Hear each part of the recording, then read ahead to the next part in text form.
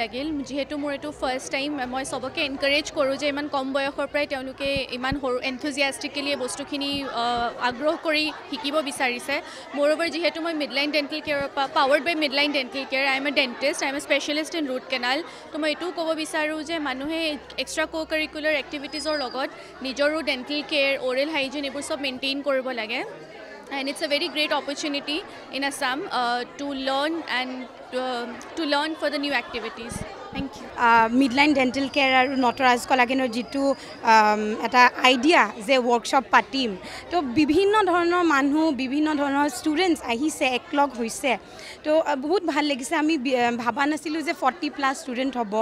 আৰু যিখিনি হেল্প আমাক মিডলাইন ডেণ্টেল কেয়াৰে কৰিলে ৰিফ্ৰেছমেণ্ট চাৰ্টিফিকেটছ আৰু নটৰাজ কলাকেন্দ্ৰে যিখিনি এটা প্লেটফৰ্ম দিছে ষ্টুডেণ্টছক সেইটো এপ্ৰিচিয়েট কৰিব লগীয়া থেংক ইউ নটৰাজ কলাকেন্দ্ৰৰ এইবাৰ প্ৰথমবাৰৰ বাবে বিহু নাচৰ কৰ্মশালা আয়োজন কৰিছে 19 মাৰ্চৰ পৰা 26 মাৰ্চলৈ খুব নিয়াৰকৈ হৈ গ'ল আজি সামৰণি গতিকে এইকেইদিন কিনো শিকিলে সেইখিনি অনুষ্ঠানৰ কাৰণে সেইখিনি অনুষ্ঠান আমি আজি পৰিৱেশন কৰিলোঁ লগতে মিডলাইন হেল্থ ডেণ্টেল কেয়াৰে আমাৰ প্ৰমাণপত্ৰবিলাক পৃষ্ঠপোষকতা কৰিছিল গতিকে তেওঁলোকে বহুতখিনি আমাক যোগান ধৰিছে আৰু সঁহাৰি জনাইছে তেওঁলোকৰ বিনিময়তে আমি প্ৰমাণপত্ৰবিলাক আজি সকলোকে দিলোঁ আৰু আমাৰ ডক্টৰসকলেও আমাক সঁহাৰি জনাইছে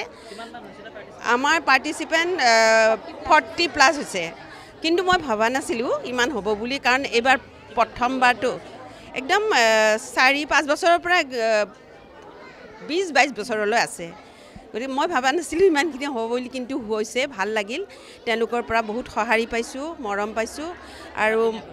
7 দিনীয়াকৈ হৈছিল 8 দিনৰ দিনা সামৰণি আৰু মই ভাবিছোঁ আগলৈ তেওঁলোকৰ